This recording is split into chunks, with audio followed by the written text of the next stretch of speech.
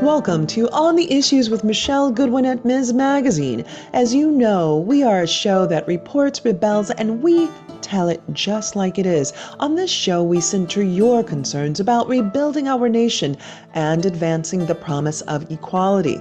Join me as we tackle the most compelling issues of our times. On this show, History Matters, we examine the past as we think about the future. And in this episode, we continue our series on the collateral damage of war. We focus on women. As various wars and conflicts continue to mount around the world, from Ukraine to Gaza to Sudan and beyond, we are thinking about where are the women at the negotiating table. Women peace experts agree when women are left out of wartime negotiations, everybody suffers. As the number of women and girls living in conflict-affected countries continues to mount, reaching 614 million people in 2022, that is 614 million women and girls living in conflict-affected countries. This is a 50% increase from 2017. And the question that must be asked is, what do governments and NGOs need to do to make sure that women's needs do not fall through the cracks? Helping us to sort out these questions and more, really to set the record straight about women, and in particular in this episode, in Israel and Gaza, I'm joined by Dr. Yael Braudo-Bahat. Dr. Yael Braudo-Bahat is the co-director of Women Wage Peace, an Israeli-based organization with the goal of empowering women from diverse communities to build trust across divides, leading in turn to a unified demand for diplomatic negotiation with full representation of women to end the Israeli-Palestinian conflict. She joins me from Israel. Dr. Braudo-Bahat, Yael, as you've given me permission to call you, before we begin, I want to express my condolences about the passing of your friend and mentor, Vivian Silver, who was murdered on October 7th. And Vivian was a Canadian-Israeli peace activist who spent years living on the border of the Gaza Strip, working towards peace. And she said of her motivations for working in peace movements, and I quote here, "I am driven by the intense desire for security and a life that provides for peace." And I wonder how you're dealing with this now. So naturally, we are all devastated. We're mourning her.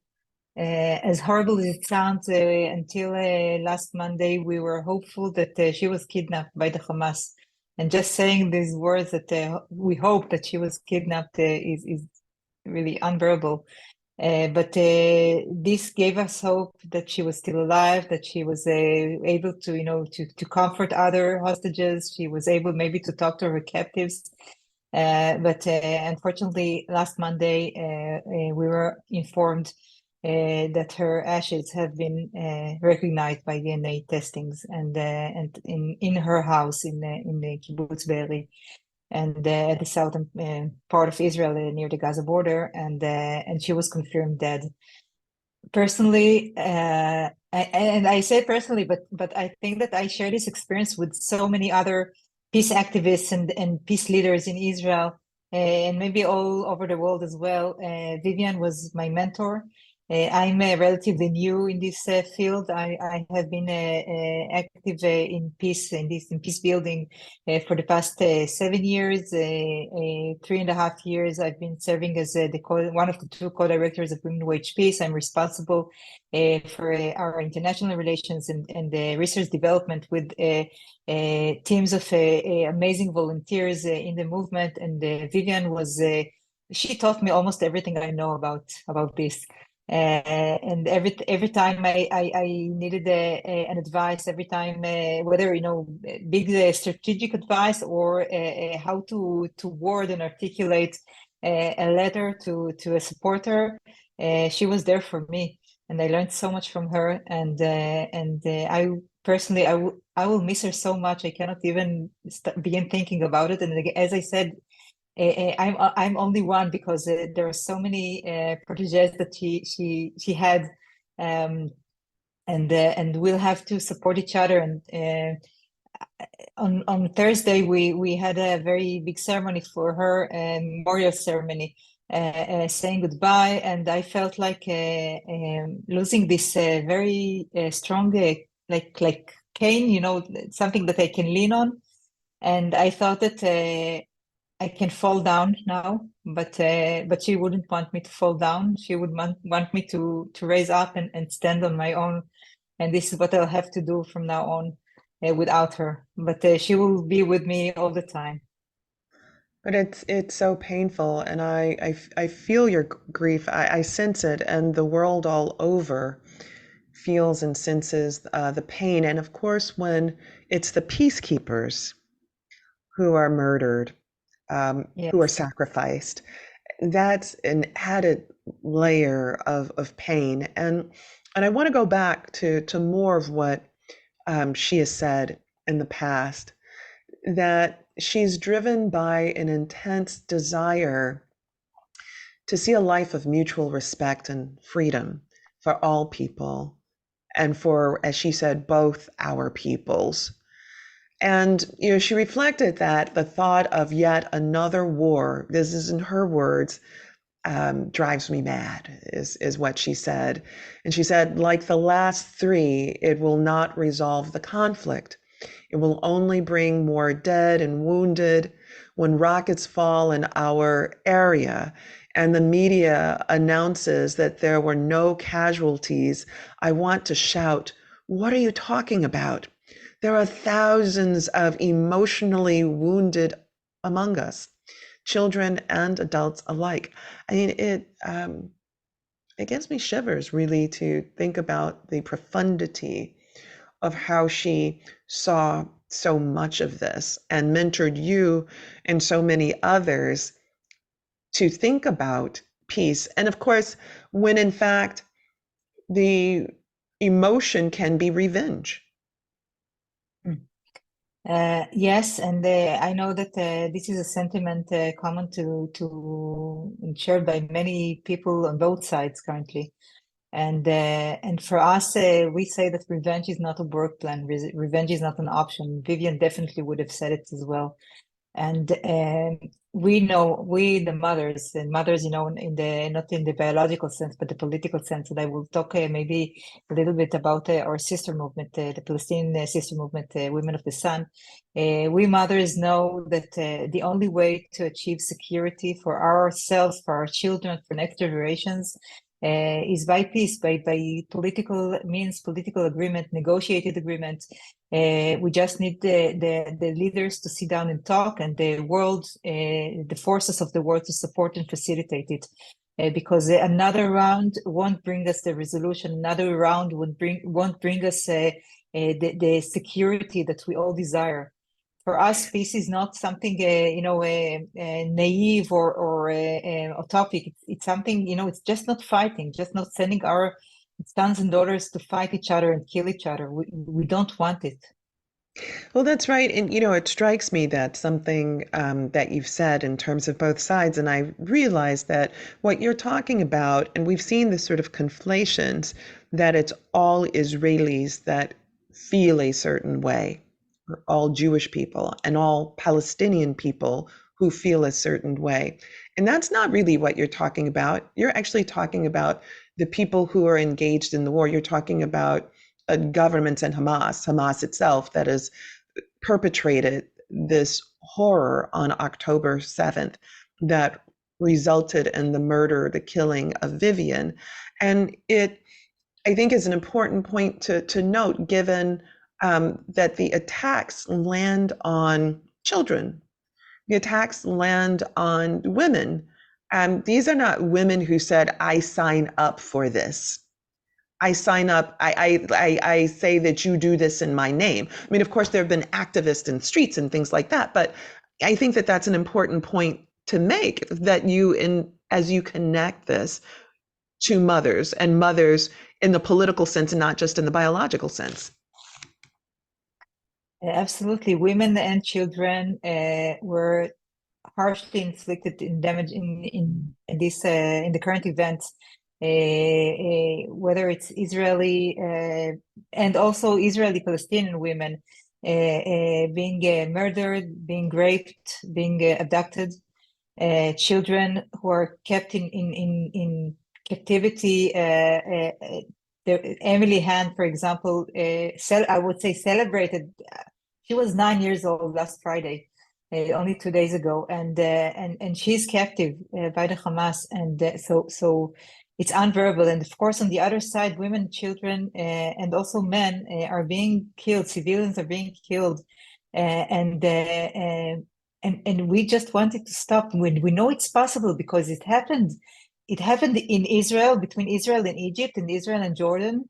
We had the wars with them. We waged wars with them in the past, and for the past decades, there is no war with them. We know that it happened in Northern Ireland. We know that it happened in Colombia. It happened in Liberia, and in so many places all over the world. And we say that there's no reason it won't happen here as well. This is what we want. This is our pledge and our demand for we have the Mother's Call, the joint vision and joint mission and call of Israeli and Palestinian women together, calling the leaders to begin negotiations, calling the entire world and both societies to both peoples to support us. We just want to live in peace. We don't have to love each other. We don't have to hug each other. I mean, I would gladly hug my sisters, my Palestinian sisters, because I work with them and I love them. But we don't want this. We don't need, we just want not to fight. We just want not to have war.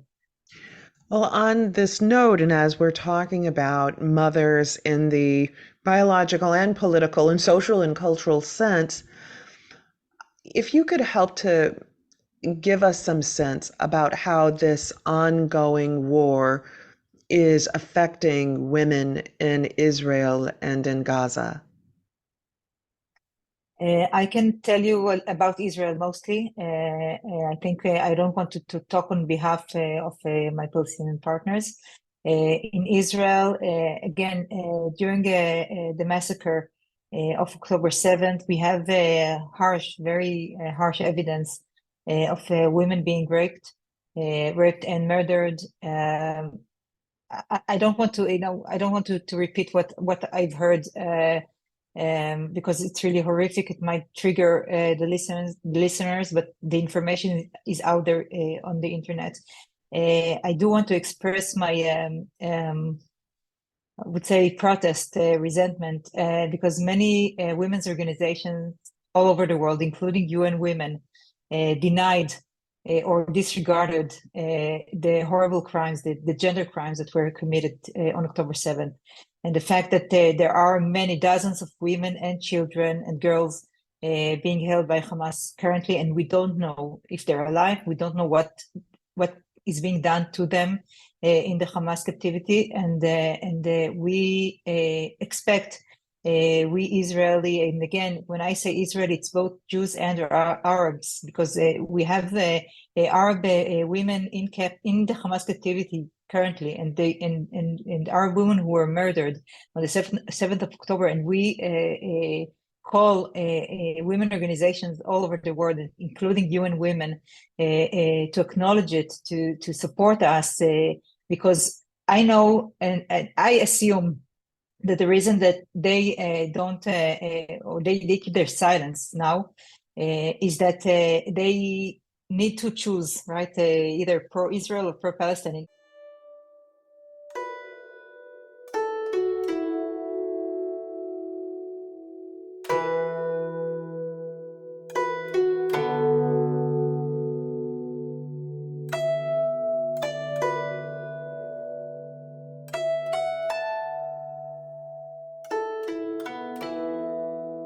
If you are joining me now, I'm your host, Michelle Goodwin, and I'm speaking with Dr. Yael Braudo-Bahat, a leader in the organization Women Wage Peace. She joins me from Israel.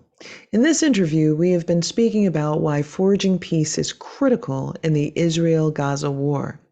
Before the break, she began to touch on a very sensitive issue, and that is sexual violence in times of war and conflict. In this instance, she is speaking about the polarization of raising this issue and how ultimately it is so often ignored. If they condemn Hamas or if they acknowledge the crimes against Israeli women, it means that they take side, but it's not true. It's not true. It should be pro women. It should be pro peace. It's not either or. We say it all the time about you don't have to take side. You don't have to be either pro-Israeli or pro-Palestinian. You just need to be pro-peace and pro-women.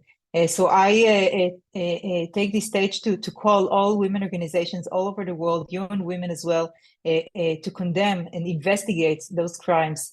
I can again, and I hear, and we receive information both from the media and from our Palestinian sister movement about what's going on in Gaza, about women losing their children, about women dying with their families. We know of several Women of the Sun activists from Gaza who were killed during the attacks.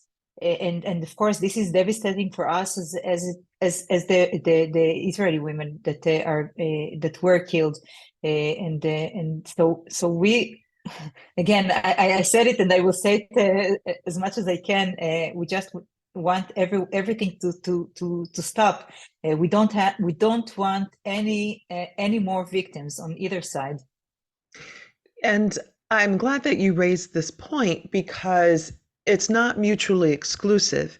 It's not mutually exclusive to acknowledge the harm that's being experienced, the deaths of Palestinian children and babies and women and men. It's not mutually exclusive in recognizing what happened to Israeli women and also Arab women, Palestinian women who were in Israel, who've also been harmed by Hamas, right? It's an important nuance that's so often missed in discourse of nationalism, how nationalism itself can inflict harms on women in the name of the country, in the name of the nation, right? When you think about it, it's kind of like domestic violence. In the name of my house, I get to harm the women inside.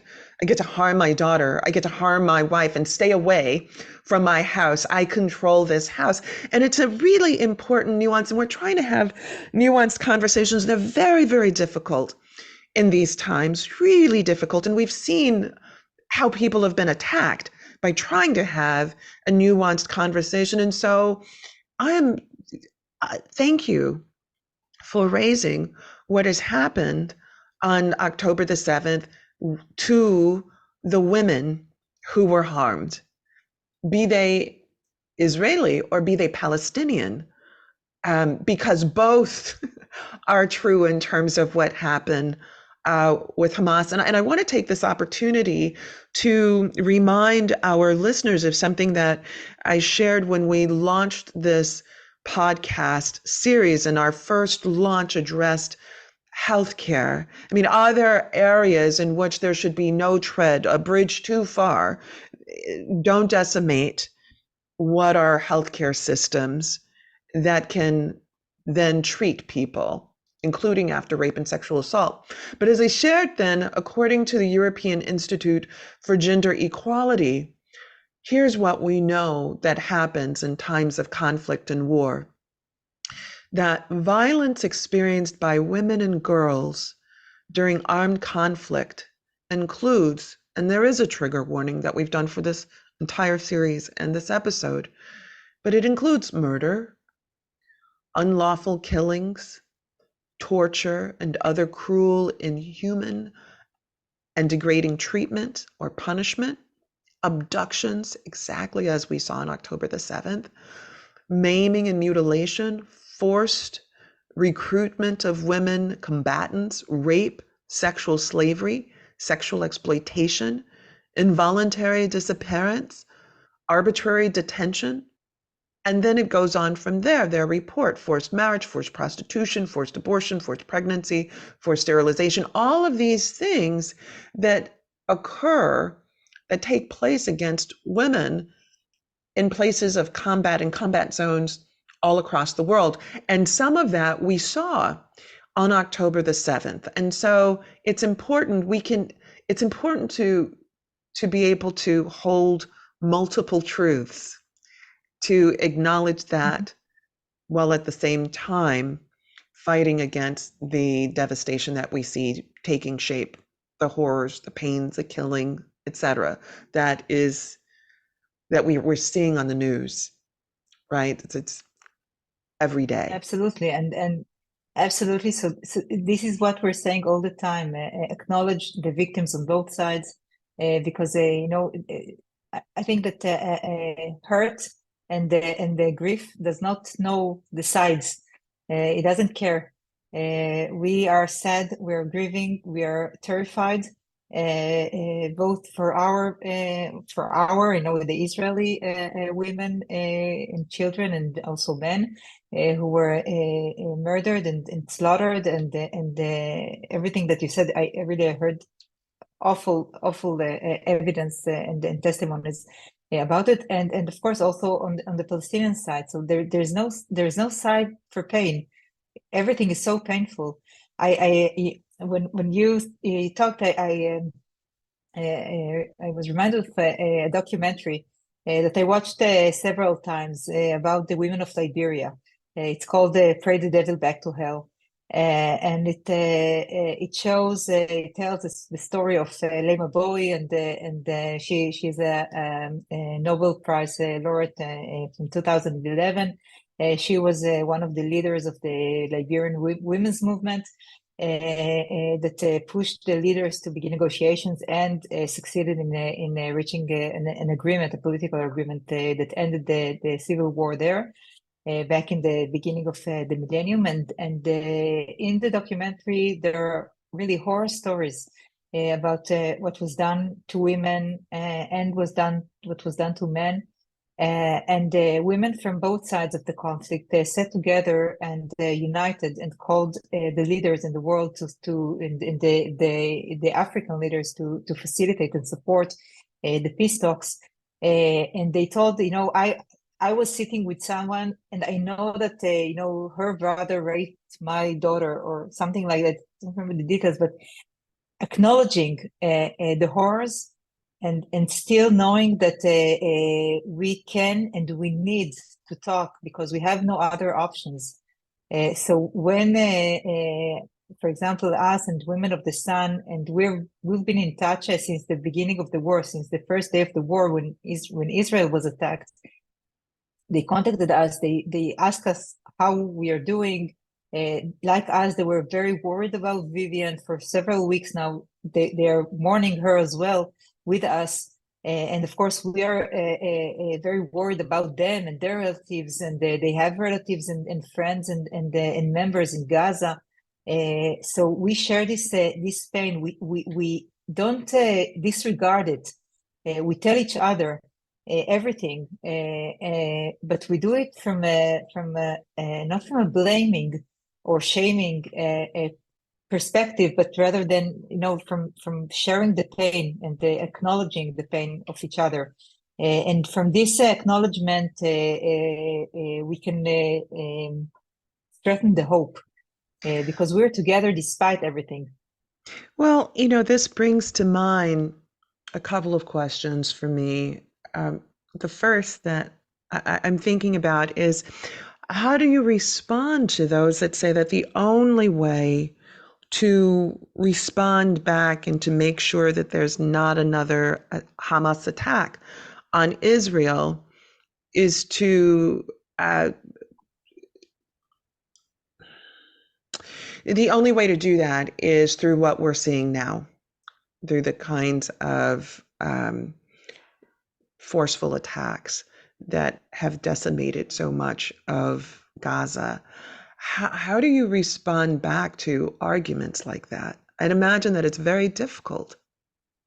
It is very, very difficult, and I know again, the feelings are very mixed. Not for me, I think, but because I know the people. I wouldn't say the names because I don't want to risk them, but I know the women from Gaza, and I know definitely the women from the West Bank. So it's much more personal for me. But even if it wasn't personal for me, we say a few things. First of all, we need to separate between Hamas and the Palestinians. We know that even if Hamas I don't want to give strategic advice to the government of the army. Obviously, we cannot leave things as they were. And I don't know if you ask me if we can talk to Hamas and negotiate with them. I really don't know the answer. It's yes and no, both. Because we know that, again, in other conflicts, negotiations were between even between terrorist groups, but some would say it's not possible.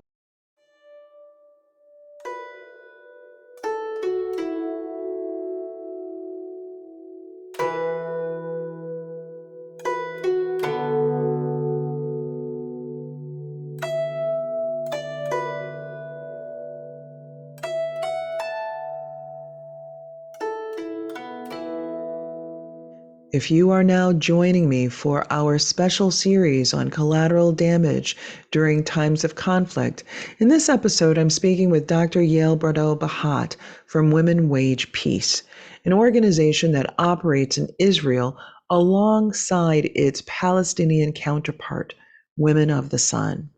And their collective goal is towards demanding peace. So I first of all, we insist on separating between Hamas and the Palestinians because, and this is my point, because we know that many, and I would even dare to say most, of Palestinian civilians don't want war. They don't want to be bombarded. They don't want to have to live and flee and escape, flee their homes. They know. I think that most of them know that peace or a peaceful resolution, a political resolution, is the only option to provide them the security and freedom that they need, they deserve. And again, I don't want to speak on their behalf because I'm Israeli, but so when I talk to the public, when we talk as Women Wage Peace, when we talk to the public, we do express our support for Palestinian civilians who don't deserve to die and don't deserve to suffer. And we believe and we know that many of them, even most of them, want peace. About Hamas, I don't want to say anything, and we don't know yet because we don't know when the war is going to be over and how. What's going to happen the day after. But what we do know is that we will demand that the day after negotiations begin. Because if we wait to another round of war, if we continue to manage the conflict, and this is something that we do say to Israeli government and the Israeli public, the conception of managing the conflict has collapsed. We cannot go on managing it because there are rounds every other month, and then the suitcases of money are being transferred, and then there is quiet for a few weeks or a few months, and then another round. And what happened on the 7th of October just proves that we cannot go on like this, because the next round, if the conflict is not resolved, if peace negotiations don't begin, the next round is going to be much bloodier. The numbers are going to be much higher. And we don't want it to happen. I can tell you that for Women Wage Peace was established 9 years ago, and the Israeli Peace Camp is even older than that. And we keep hearing from Israeli public, that there needs to happen something so horrible, so peace can begin, so peace can be achieved. and the example is what happened in 1973, the Yom Kippur War, the October 73 war, that eventually led to negotiations with Egypt and the peace agreement with Egypt. And we keep saying we don't want to wait for this horrible thing to happen. Why not start? Why not begin now? So unfortunately, the horrible thing happened, but there may be another more horrible thing. So we don't want to wait for this. We demand negotiations to begin as soon as possible. And of course, just to say, I know that for us, it goes without saying, but not for everyone. Women need to take active part in peace and negotiations. And for us, it begins now with us, with the field work that we're doing, the grassroots work that we're doing with Women of the Sun and each movement with its audiences in public. And decision makers, and of course during negotiations, because we know that when women are involved, and again, I know that you know it, and then probably many of the listeners know it, but not everyone knows that when women are actively involved in peace negotiations, the peace is achieved more quickly, and more importantly, it's more sustainable and resilient and long-lasting. So this is when Women Wage Peace was established 9 years ago, after the previous Gaza war in 2014. We decided, or I wasn't there yet, but Vivian was, and a couple of dozens of courageous women who decided to initiate a women's-led peace movement, which is it's new. There were women peace organizations in Israel, but in the far past. But now there is a women's-led movement in Israel. And our goal is to achieve a negotiated agreement. By the way, we don't advocate for any specific solution. We say, there are many solutions on the table, many plans that were developed. Sit down, take those plans, and begin negotiations, and make sure that women are involved for this to succeed. Well, on that note, because I wanted to ask you about that, just a week after the Hamas attack, Women Wage Peace issued a statement, and that statement was that this war proves more than ever that the concept of managing the conflict failed. The idea that dealing with the resolution of the conflict could be postponed indefinitely has been proved to be fundamentally wrong. And you mentioned that, in fact, when women are involved with negotiating peace, it's something that is achieved more swiftly, and it is longer sustaining. So why is it that there are virtually no women involved in making decisions, either through Hamas or through Israeli government? Again, I can talk about the Israeli government. The current government is more, I think it's the most conservative, most patriarchal, I would say, masculine government that we have had in many years. There was, and you know that Israel went through 5 rounds of elections during the past 3 or 4 years. Which is again unbearable. But prior to this and government, unusual. we did have an unusual, right? It's very unstable now, and again, we don't know, and we've been protesting against what the government does for 40 weeks. Before the war began, and we will continue to protest as long as the government continues to. Again, we don't have anything personal against the government, but we do protest against what they're doing, and they kept even before the war. They kept distancing women from and excluding them from positions, political positions, decision-making positions, and we protested against it. And they said that, and of course we know, and other actions that they've taken, the judicial overall that they were trying to promote, and we kept saying, because peace is our mission, we kept saying that the judicial overhaul and the actions taken by this government kills and buries the hope for peace.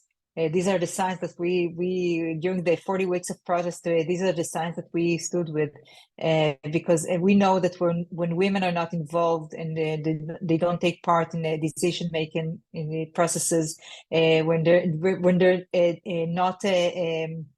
We don't have in the previous government we had many women chief of staff of in many government offices, and now I don't think there is even one, or even maybe there was one, and members of the parliament, the number has declined. Ministers in the government, the numbers have declined. So we definitely urge the government to. I mean, we protest against the government. I wouldn't say we urge them to do something, because it's far-fetched currently as we see it, but it's frustrating, and we protest against it. And hopefully, again, either this government remains and improves, or it is replaced by elections after. Again, we don't know anything. We don't know what's going to happen. But we definitely a part, or as not a part, as a part of our activism towards peace, is also making sure that enough women are involved in decision-making processes and the bodies and committees. And there are other organizations, legal organizations, that promote exactly those issues, and they petition to the High Court if necessary. And we don't do it because we are not a legal organization; we're a grassroots movement. But we support them, we join them, we echo their call. And we say women need to be. It's like what like the late Ruth Bader Ginsburg said: women need to be wherever decisions are being made, and we take it very seriously. That's so true. On our show, and the time has gone by much too quickly, much too quickly. We ask our we ask our guests about a silver lining, and I want to pose that to you too. And I recognize that in asking about a silver lining, while there's so much pain that is being endured, and as well as you reflect on the passing of your mentor, Vivian Silver, I'm wondering what you see as a silver lining going forward. So first of all, I don't know. I don't say. I will say several silver linings that I do recognize, and just to say that I'm a feminist by ideology, and also optimistic by the ideology. Definitely before October 7th, and even afterwards. And for me, optimism is a tool. Because this what drives me and makes me able to proceed and continue my work and our work in women wage peace. So what gives me hope these days is our partnership with Women of the Sun. I'm hearing about many tensions between Israelis and Palestinians who were friends, who were colleagues, who worked together. And we see us women succeeding in maintaining our connections and partnership.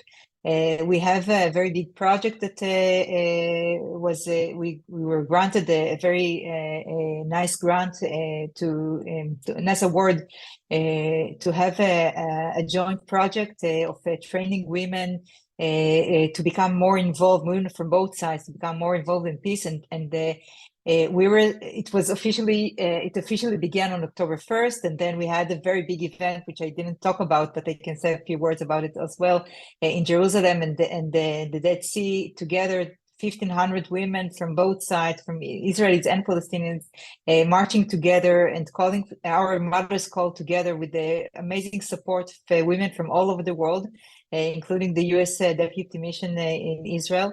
And we were so hopeful when it ended, but then 2.5 days later, the war began. And we know that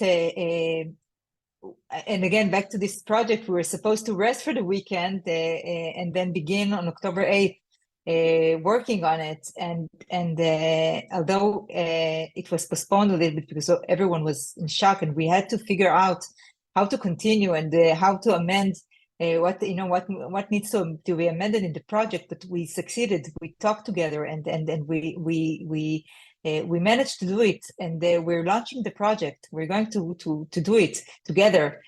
So this gives me hope. And again, it's not a partnership that disregards the pain and the horror on both sides. It's a partnership that acknowledges the pain and horror on both sides. And from this, knowing that our mission became so much more urgent, more important.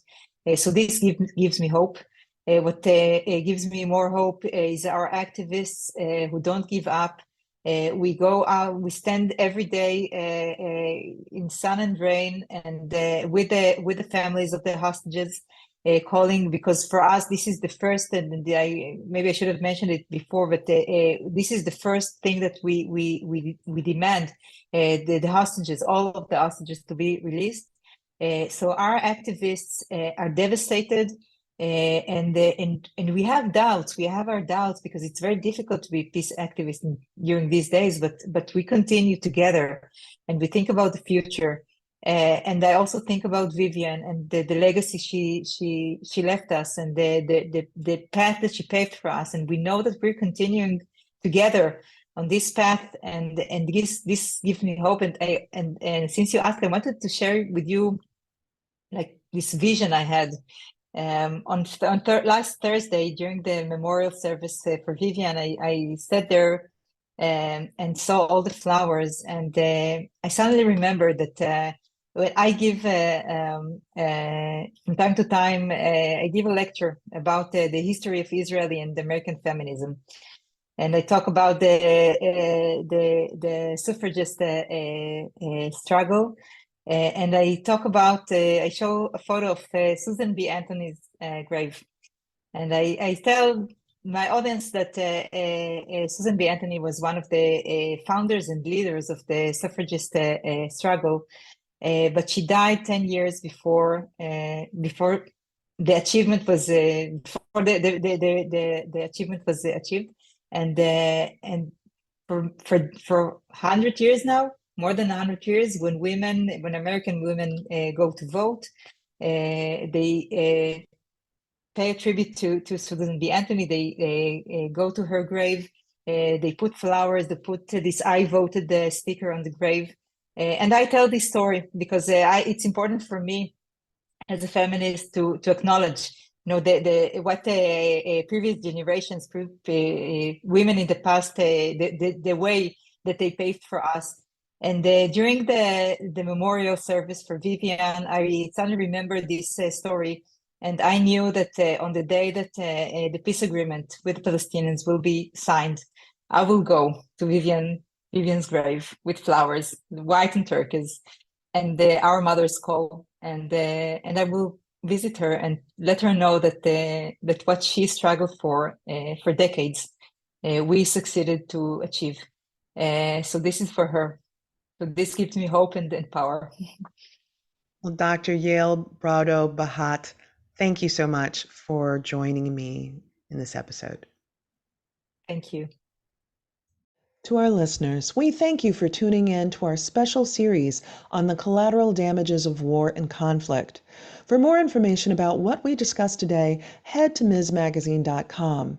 Now, if you believe, as we do, that women's voices matter, that equality for all persons cannot be delayed, and that rebuilding America, being unbought and unbossed, and reclaiming our time are important, then be sure to lift up and support independent feminist media. Look for our Ms. Studios podcast at MsMagazine.com for new content and special episode updates. And if you want to reach us to recommend guests for our show or topics that you want to hear about, then write to us at ontheissues at msmagazine.com. We are ad-free and reader-supported. This has been your host, Michelle Goodwin, reporting, rebelling, and telling it just like it is. On the Issues with Michelle Goodwin is a Ms. Studios production. Our producers for this episode are Roxy Zoll, Oliver Hogue, Allison Whelan, and Morgan Carmen. The creative vision behind our work includes art and design by Brandy Phipps, editing by Will Alvarez and Natalie Holland, and music by Johannes Kaiser, Marscott Diego, and Nick Papro.